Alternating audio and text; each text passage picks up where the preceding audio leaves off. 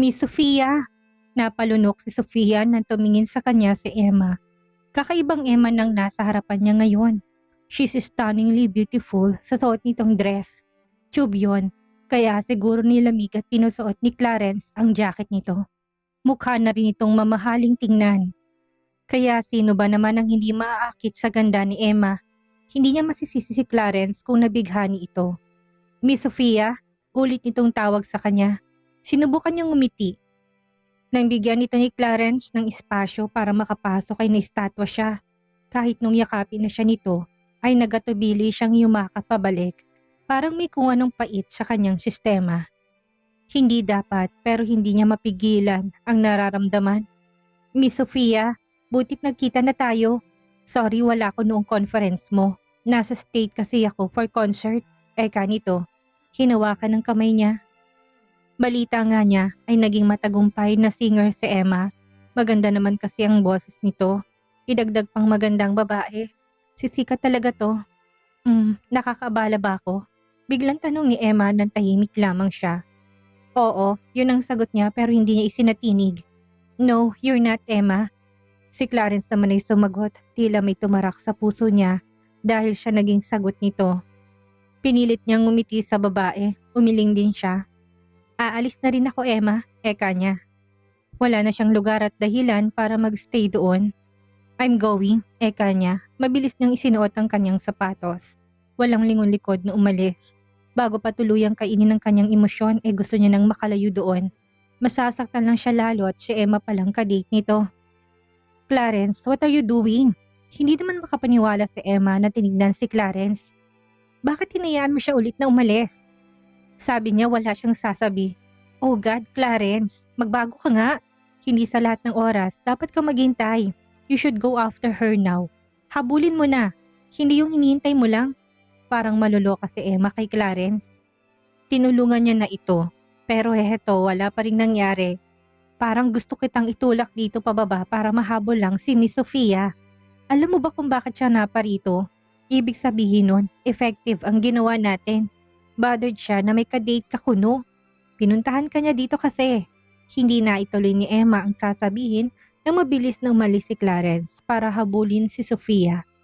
Napabuga na lang siya ng hangin at siya na nagsara ng pinto sa unit ng lalaki. Dumaan din siya sa likod ng gusali dahil may naghihintay sa kanya doon. Samantalang sa loob ng kotse, hindi nagawang paandarin ni Sofia kaagad ang sasakyan niya. Dahil hilam ang mga mata niya ng luha, hindi niya mapigilan yon at ayaw niya magmaneho na hindi kalmadong sarili. Kung saan-saan na lang emosyon niya, ang bigat pala nang makitang may ibang babae na sa buhay ni Clarence. Masakit din na sa dami ng babae ay si Emma pang napusuan nito. Mukhang napagod na din talaga sa kanya ang lalaki. Kasalanan mo, sisi niya sa sarili. Wala namang dapat sisihin dahil siya itong lumalayo. Siya itong hindi mapagbigyan ng sarili. Siya itong takot na muling sumubok. Hindi niya din masisisi si Clarence kung sakaling gusto na nitong lumagay sa tahimik. Dinuktok niya ang sarili sa manibela. Muli siyang napahikbi. Mahal pa rin kita. Iyak na bulalas niya. Ikaw pa rin hanggang ngayon, Clarence. Kung sana'y nasabi niyang mga katagang yun noon pa. Huli ng lahat.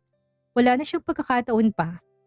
Sinubukan niyang kalmahin ang sarili nang bigla siyang magulat dahil sa katok na ginawa sa bintana kung saan siya naruroon. Nang lingunin niya ito ay muling bumuhos sa mga luha niya. Hindi niya din alam kung itatago niya bang pag-iyak at ang bugtong mga mata dito.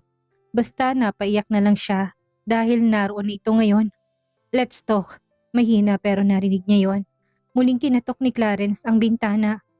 Sofia, let's end this. Let's talk. Napakagatlabi siya. End? Closure ba? Wala nga naman sila noon. Umalis siyang bigla. Hindi naman totally na end ang relasyon nila.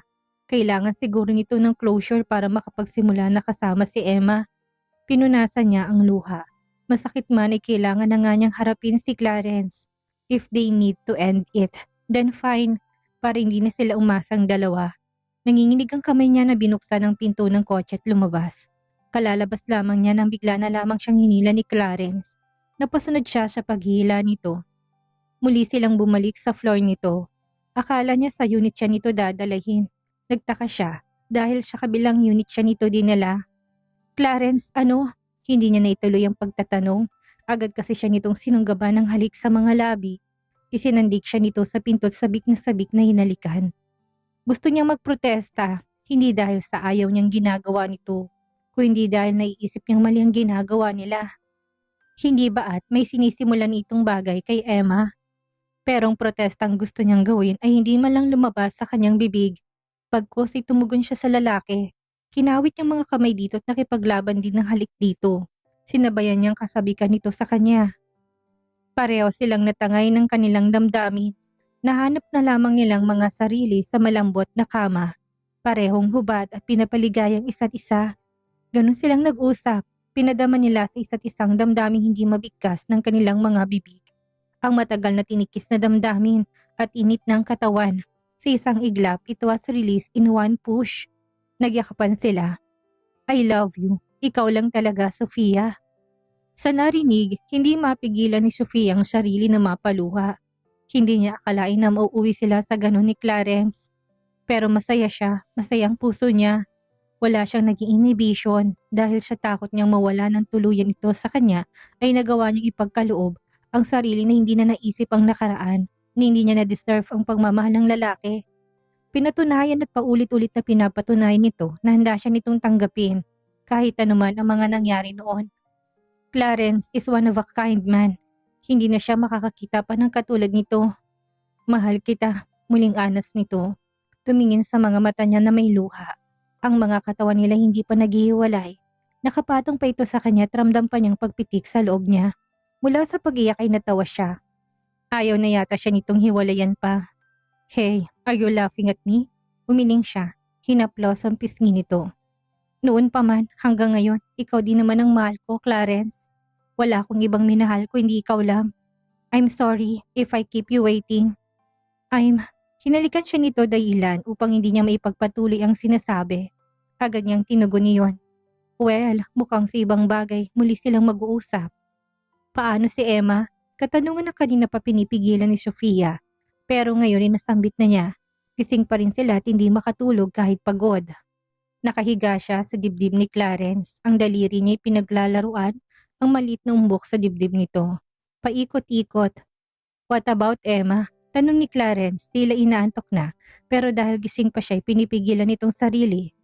Hindi ba, nag-date kayo? Mahinang napatawa si Clarence na siyang ikanalabi ni Sofia.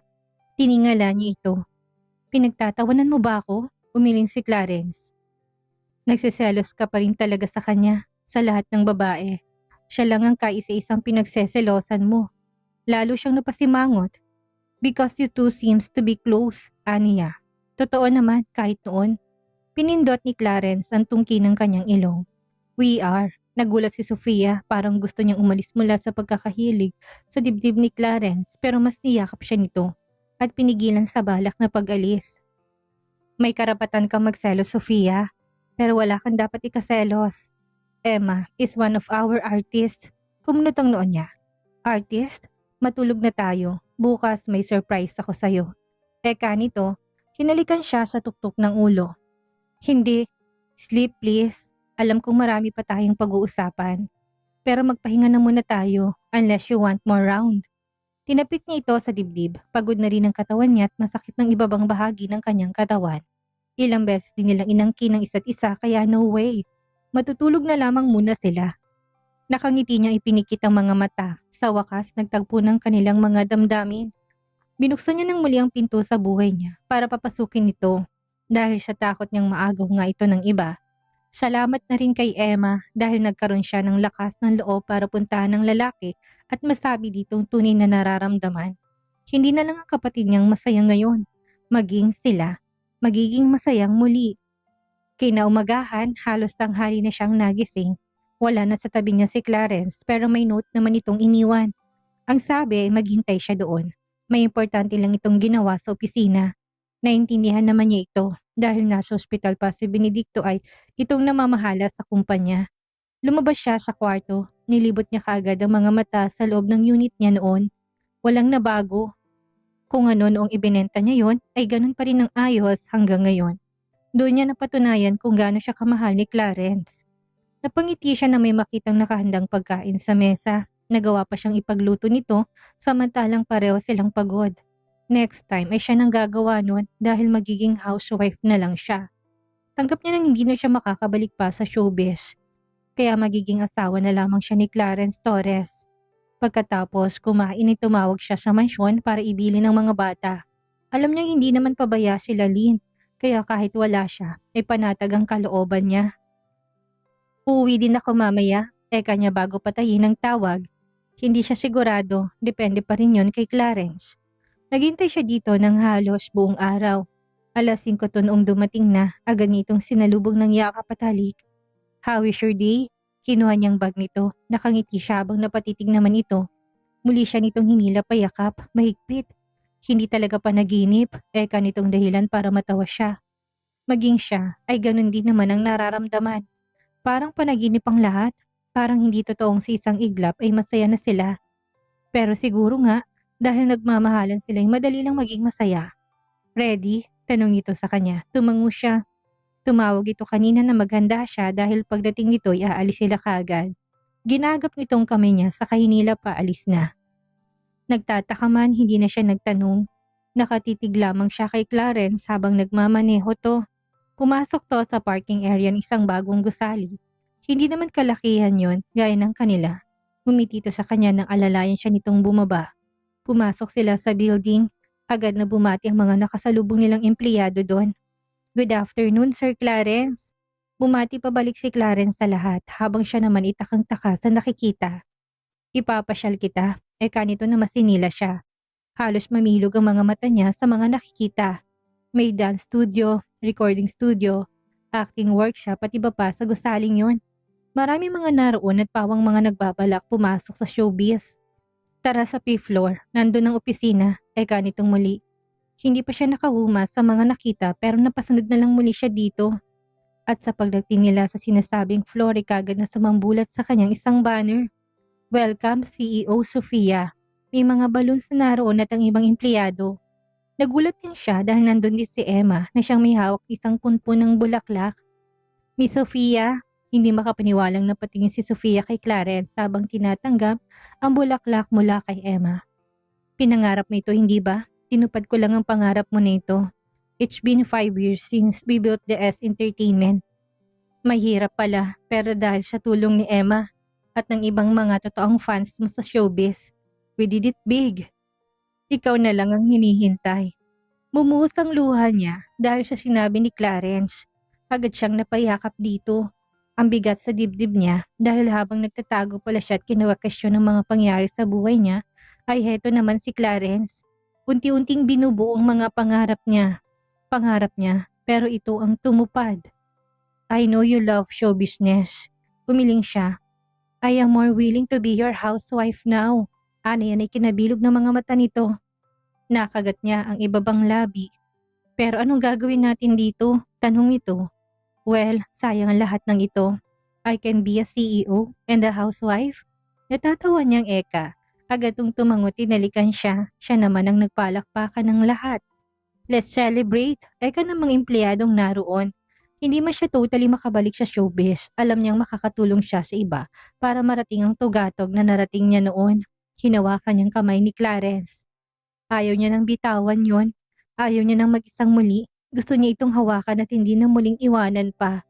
Alam niyang hindi magiging madali, pero inihahanda niya ng sarili. This time, hindi niya iiwan ang lalaki. Pangako, bulong niya sa hangin. Magkahawak kamay silang dumating sa mansyon. Napag-usapan nilang sabihin kaagad kay Ethan ang totoo.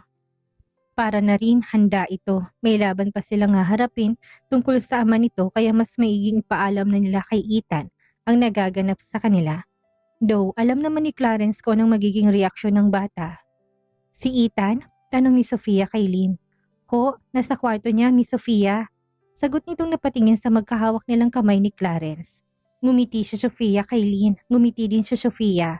Nagkaintindihan sila sa mga tingin pa lamang. Napapansin na ni Lynn noon pa man ang mga kakaibang tingin ng dalawa sa isa't isa. Tahimik lamang siya pero mapagmasid ang mga mata niya. Ako munang kakausap sa kanya, eka ni Sofia. Nang harapin niya si Clarence, gusto niya na munang makasigurado na okay lang kay Ethan na magkaroon ng ama. Alam niyang close ito kay Clarence pero hindi niya alam kung tatanggapin ba nito ng bukal ang magiging desisyon niya. Kumatok si Sofia sa pinto ng kwarto ni Ethan. Yes, mula sa loob ay eka ni Ethan. It's me, can I talk to you? Ilang saglit lang ay bumukas ng pinto. Can I come in? Nagatubili pang anak na papasukin siya. Nang makapasok na napansin niyang maraming pagbabago sa silid ng anak. Madilim doon at maraming mga bagay na kulay itim. You like black color? Dati pa ma, hindi mo lang kasi napapansin. Napanguso siya. Tila sinasabing hindi niya na ito kilala. Inabot niyang lalaki, ginulo niyang buhok nito. Ma, stop it! Natawa siya, binata na talagang kanyang anak. Hindi nito gustong paglalambing niya. Maupo tayo, Ethan, may sasabihin ako sa'yo. Eka niya. Hinilang anak sa kama nito. Nang makaupo na tinitigan niya ito. What's with the look, ma? Speak. Hinila niya payakap ang anak. You know that you are the first than anything else, right? I love you more than my life. Ma, stop the drama. Napanguso siya. Naglalambing lang naman siya dito eh. Pero siguro nga, talaga nagbago ng anak. Binatilyo na to't ngayon ay may sarili ng kaisipan. Is it okay if I marry someone? Tila natigilan to, saglit na pinroseso sa isip kong tamang narinig. You know, I want to be happy also. Find a man who truly loves me. Eka niya, tila nangangarap. As long as it is Tito Clarence, I will not accept anyone else.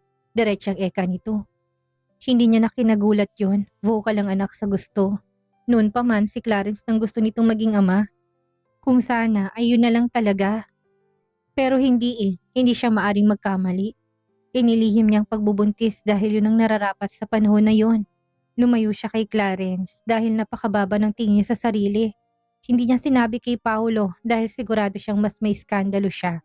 This time, she's ready to face everyone, including those people who want her to fall down. What if I told you? He better be ma. I want him. Kahit nasabihin pang may tunay akong ama, I want Tito Clarence to be my father. Gumiti siya, ginulo niya muli ang buhok ng anak. Go downstairs. Naghihintay siya sa'yo sa ibaba. Eka niya habang ginagawa yon, tumaas ang kilay niya nang hindi man lamang to nagreklamo sa ginawa niya. Really? Is it really Tito Clarence you are referring to? Ma, you made me the happiest. Eka nito. Yumakap sa kanya. This is the best decision you have ever made. Eka pa nito na parang may ibig sabihin. Silly, you are the best decision I have ever made, Ethan. Having you is the best gift. Yung pinili kitang buhayin sa kabila ng lahat. Natawa naman si Ethan. No, I mean after me. Eka nito, bumitiw na sa kanya at inayos ang sarili. I'll go now. I want to congratulate him personally. Eka nito na mas mukhang excited pa. Buti na lang gumanang plano, bulalas pa nito.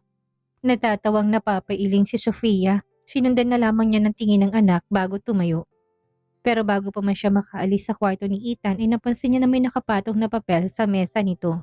Hindi niya gustong mangialam sa gamit ng anak pero bigla siyang na-curious. Nang tignan niya yon, isulat kamay ni Ethan yon at may nakalagay na pangalan. Leila. Naipinid niyang mga labi. Mukhang pumapag-ibig ng kanyang anak. Love letter ang nakita niya para sa anak ni Scott Schutz. Napubuga siya ng hangin saka pinagkibit-balikat na lang ang nakita. She better tell Clarence para masabihan nito si Ethan. Bata pa ito para sa pag-ibig. Nang makababa siya ay wala na sila Ethan at Clarence sa sala. Lynn, saan sila pumunta? Ngumiti si Lynn sa kanya. Nagkayayaan po na mag-basketball. One-on-one daw sila. Kumunot ang noo niya. Gabing-gabi, bulalas niya. 10:00 na ng gabi. May ilaw naman ng court pero kahit na. Alam niya kung saan nagtungo ang dalawa. May court malapit sa mansyon. Pero bago pa siya makaalis para sumunod ay pinigilan naman siya ni Benidina. Nagpapatulong sa ireregalo sa ina nito si Angelina. Pagkatapos niyang tulungan si Benidina at bilinan si Lynn na patulugin na ito, ay saka pa lamang siya nagawang sumunod sa dalawa. Dahil medyo madilim sa dinadaanan niya, hindi siya napansin ng dalawang palapit na. Don't hurt me, Mom, Tito Clarence. Ako unang makakalaban mo. Napahinto si Sofia sa paglapit dahil siya narinig na sinabi ng anak. Humihingal to habang dinidribble ang bola. I won't. I waited for her for a very long time. Just to hurt her? No way. Ako munang masasaktan bago siya. O kayo. Sagot naman ni Clarence, pilit inaagaw ang bola. Nang maagaw yun ay sinut niya ang bola. Dapat lang, Tito Clarence. Even though I hated my mom in some ways, I really love her and wanted her to be happy. Eka naman ni Ethan na sumalampak sa sahig paupo. Tumaas ang kilay ni Sofia sa narinig. Maiiyak na sana siya kanina pero umurong yon dahil sa sinabi nito ngayon.